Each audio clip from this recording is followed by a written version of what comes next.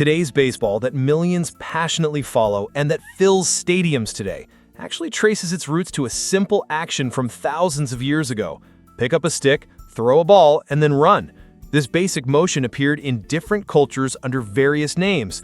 Each region turned it into a game shaped by its social structure and needs.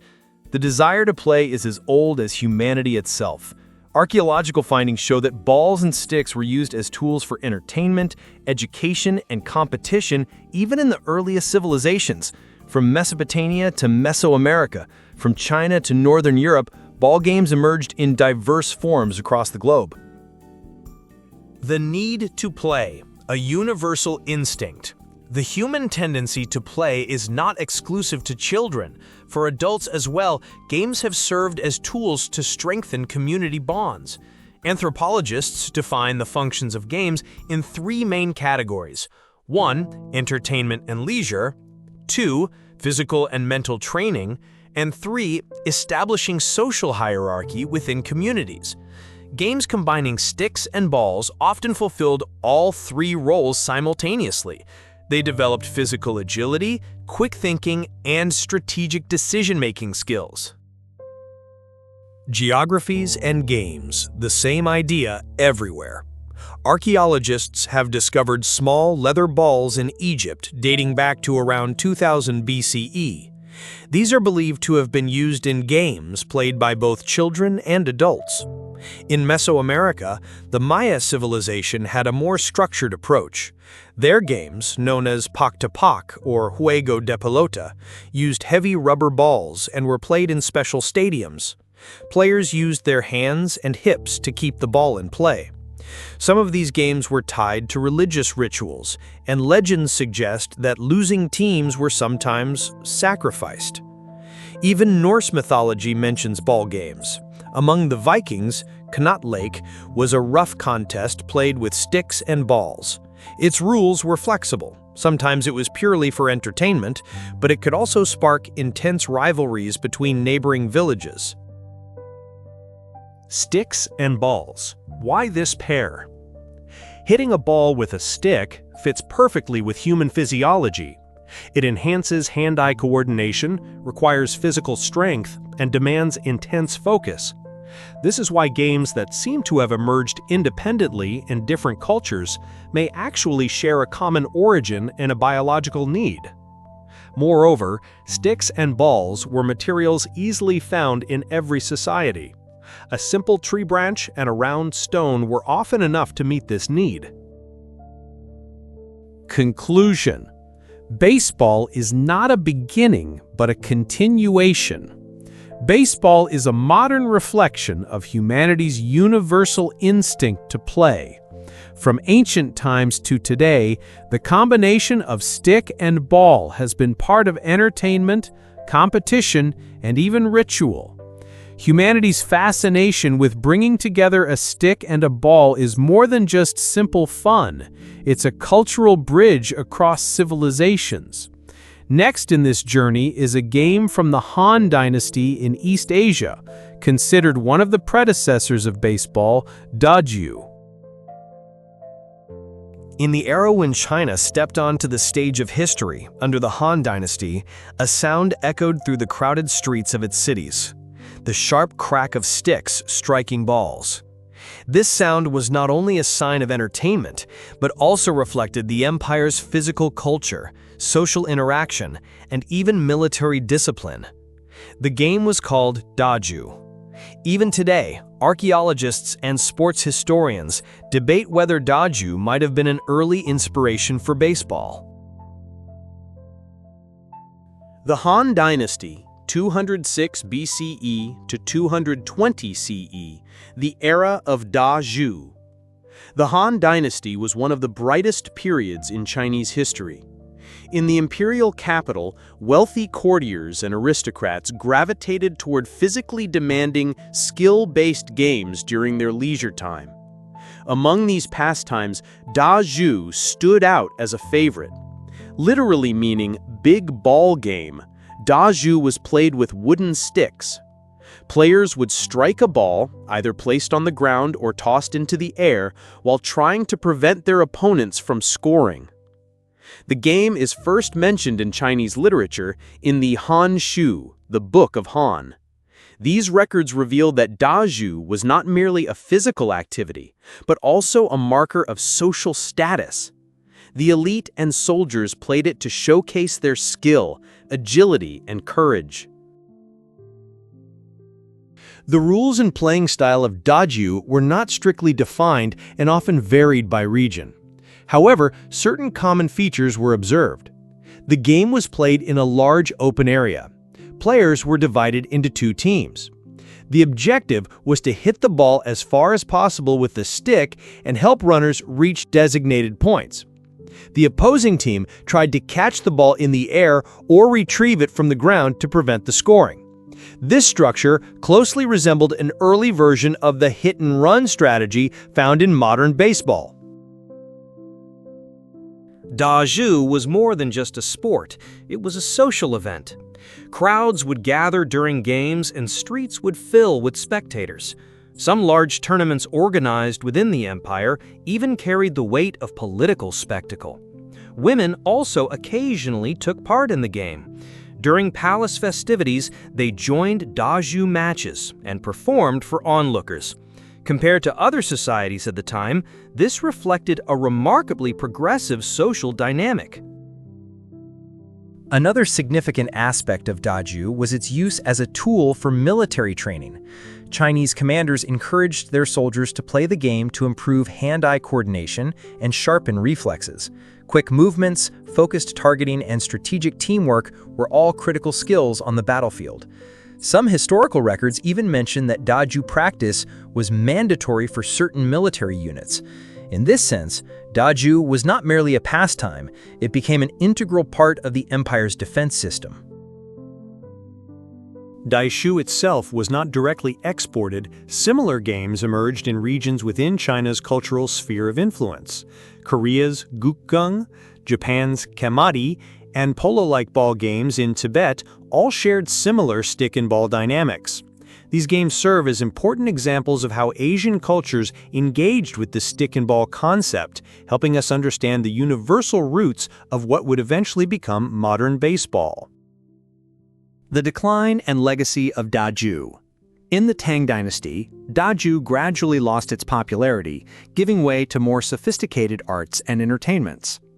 Yet archaeological findings and literary references confirm that it remained at the heart of Chinese culture for several centuries. Today, no sport in modern China directly resembles dazhu. However, sports historians continue to debate whether games like dazhu might have had an indirect influence on European stick-and-ball games such as rounders and cricket. While no definitive evidence exists, the universal appeal of the stick-and-ball concept is undeniable. The decline and legacy of dazhu.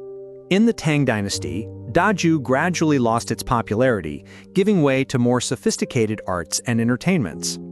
Yet archaeological findings and literary references confirm that it remained at the heart of Chinese culture for several centuries. Today, no sport in modern China directly resembles dazhu. However, sports historians continue to debate whether games like dazhu might have had an indirect influence on European stick-and-ball games such as rounders and cricket. While no definitive evidence exists, the universal appeal of the stick-and-ball concept is undeniable. Greece and Rome, from Episkyros to Harpastum. In the ancient Mediterranean world, games played under the sun were more than just pastimes. They were mirrors reflecting a society's identity, military discipline, and aesthetic values. In Greece and Rome, Episkyros and Harpastum stood out as vital parts of this cultural richness. Both can be seen as distant ancestors of the modern concept of sport. Episkyros was played by both youths and adults in ancient Greece. Its name comes from skoros, line, referring to the central line used in the game. Two teams would line up on either side of this dividing mark. The gameplay was fairly straightforward. Each team tried to move the ball from their side into the opponent's territory. The ball was thrown by hand or bounced into the rival zone. The opposing team would attempt to intercept and launch a counterattack. The goal was to push the ball as far forward as possible and dominate the rival's area. Episkiros was a game of intense physical contact. Players clashed and fought hard to seize the ball. While it bore a closer resemblance to modern American football or rugby, its tactical transitions and fast-paced offenses allow for a loose connection to baseball as well. Episkiros was not merely a form of entertainment. In ancient Greece, it served as a training tool for the physical development and military readiness of young men. In city-states like Sparta, such games played a critical role in preparing youth for the rigors of war. The famous philosopher Plato, a student of Socrates, described Episkiros as a game that develops both body and soul. This reflects how seriously the Greeks regarded sport as part of their cultural and educational framework. Harpastum of Rome, the game of toughness. The Romans, who borrowed many elements from Greek culture, adapted Episkiros to fit their own needs. This adaptation gave rise to harpastum, a name derived from the Latin harpasta, to seize, perfectly capturing the game's main goal, to grab the ball. Harpastum was played on a smaller field and featured a faster pace. Players fought fiercely to seize the ball. Physical contact between opponents was frequent and intense. The small-sized ball passed rapidly from hand to hand. The objective was to carry the ball beyond the opponent's line. This rugged nature made harpastum especially popular in military camps. Roman legionaries often played it to improve their agility, coordination, and combat readiness. Harpastum through Roman ice.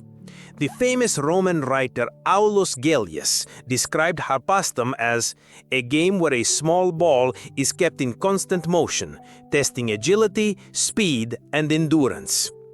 Another source mentions that harpastum was particularly used in gladiator schools as part of their training regimen.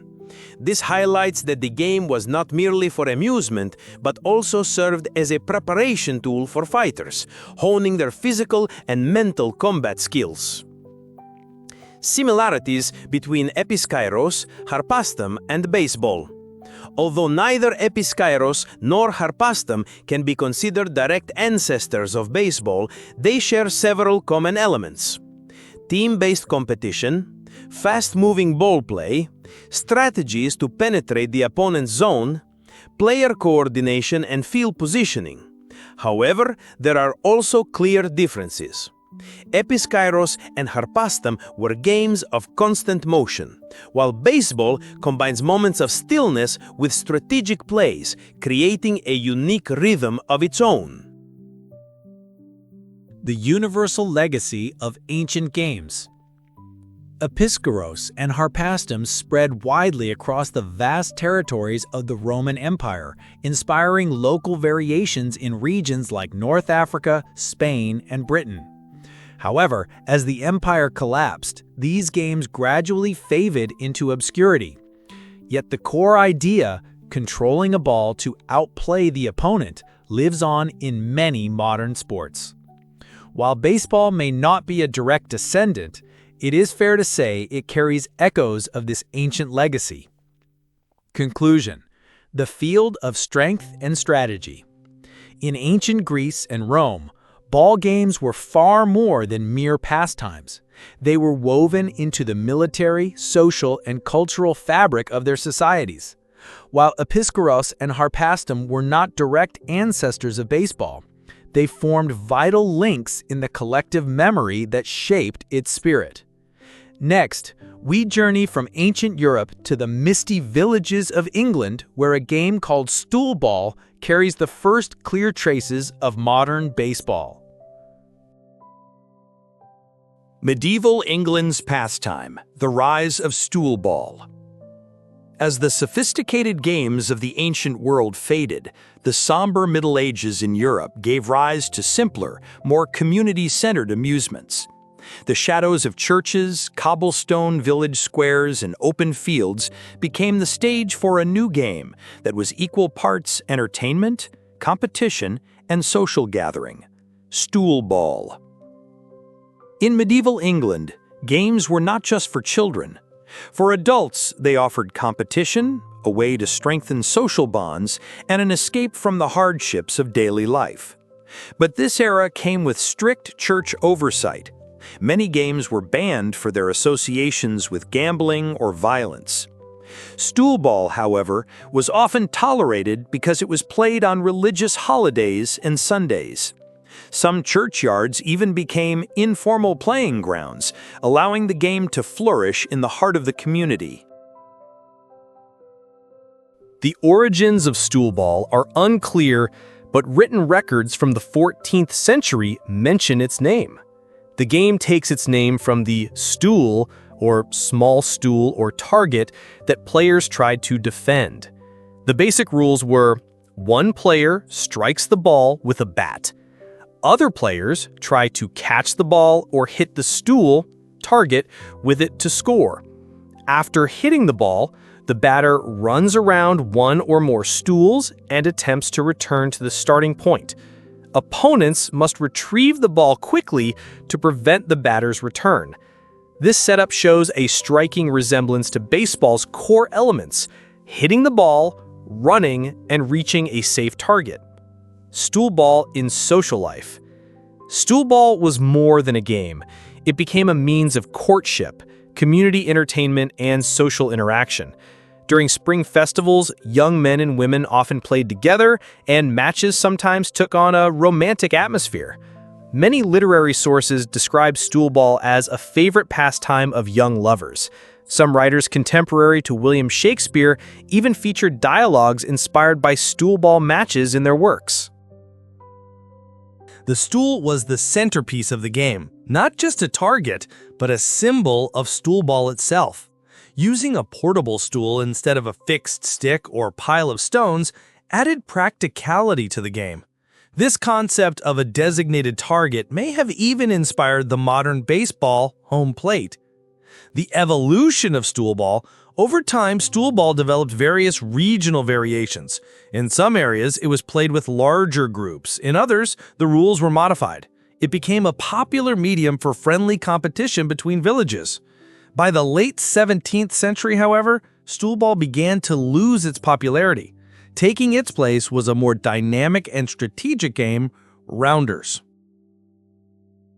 Connections to baseball. It's difficult to claim that stool ball is a direct ancestor of modern baseball. However, several striking similarities stand out. Use of a bat and ball, the batter running around a designated target, the opposing team trying to catch the ball to score, team-based competition, and community-centered play. These parallels make it worth exploring stool ball's traces in the cultural heritage carried from England to America by migrants. Conclusion: a sport born from a stool. At first glance, stool ball may seem like an ordinary village game, yet it contained the seeds of ideas that underpin modern sports. Could this simple pastime, shaped around a stool in medieval England, have been the first spark of a sport that millions would one day passionately follow? In the next chapter, we'll search for that answer, because now it's time for the game regarded as the true predecessor of modern baseball: rounders. Turks and other societies. From Chovgan to Topaç. Throughout history, different cultures independently discovered the combination of stick and ball. While most of these games weren't direct ancestors of baseball, they reflect cultural expressions of the same fundamental idea. From the steppes of Central Asia to Anatolian villages, and from imperial palaces to town squares, these traces can be followed. Chovgan. Sticks and balls on horseback. Among the Turks and Central Asian peoples, Chovgan was one of the most notable stick and ball games. Key features of Chovgan: it was played on horseback. Players used curved sticks to hit the ball toward a goal or target. Games were held on large fields and sometimes involved hundreds of players. It required both strategy and physical strength. Chovgan was especially popular during the Great Seljuk and Ottoman periods. For the Ottoman elite, it was not just entertainment, but also a tool for military training. The speed, agility, and teamwork demanded by Chovgan helped warriors coordinate more effectively on the battlefield. Chovgan in historical records. In the 13th century, the famous traveler Marco Polo mentioned games similar to Chovgan in Central Asia. Ottoman miniature paintings frequently depict Chovgan scenes as well. These artworks show that the game was not merely a sport, but also a social event and a symbol of prestige. Children's games in Anatolia, topaç and stick throwing. In Turkish culture, stick and ball-like games played by children can be seen as distant cousins of baseball. Examples include competitions to strike small stones or wooden balls as far as possible with a stick, using sticks to spin topaç, spinning tops, games where a stone or cloth ball was struck with a stick to reach a rival's target. These were not organized sports but part of village life and children's entertainment. Yet the core action remained, hitting a ball with a stick. Western games in the Ottoman Empire and global parallels. By the 19th century, traces of Western games began appearing in the Ottoman Empire. Through American and British missionary schools, games like rounders and cricket were played in Istanbul and Izmir. However, these sports never became widespread and remained limited to foreigners and their students. In other parts of the world, similar stick and ball or ball control games reflected humanity's shared instinct for play. Maya civilization, poke-to-poke. Players used rubber balls, striking them with their hands or hips to send them into the opposing goal. Sometimes part of religious rituals, legends even suggest losing teams were sacrificed. Japan, kamari. A graceful sport where players kept the ball in the air without letting it touch the ground. Though no sticks were used, it honed ball control skills. Africa, village stick and ball games. Some tribes played stick and ball games to develop children's physical abilities. Turks, chogan and village games. Chogan was played on horseback, requiring coordination and agility. Village games involved striking stones or cloth balls with sticks, yet lacked formal rules or scoring systems. Similarities and differences with baseball. Common elements include the use of a stick and ball, team competition, running, and strategic positioning. But clear differences existed. Games like chogan were played on horseback. Many lacked baseball's hit-run-score logic, and formal rules or leagues were absent. Conclusion: a shared human instinct. The Turkish chogan, Anatolian village games, and Western sports in the Ottoman era weren't direct ancestors of baseball. Yet, they reveal a universal tendency. Across cultures and centuries, people instinctively created games involving a stick, a ball, and an open field, elements that continue to fuel our desire for fun and competition. The first chapter of our journey into baseball's origins ends here, but the story is only just beginning. In the next episode, we'll explore how games brought to America became organized, the founding of the first clubs, and the birth of modern baseball. Don't miss this great adventure. Subscribe to our channel and turn on notifications to stay with us as the journey continues.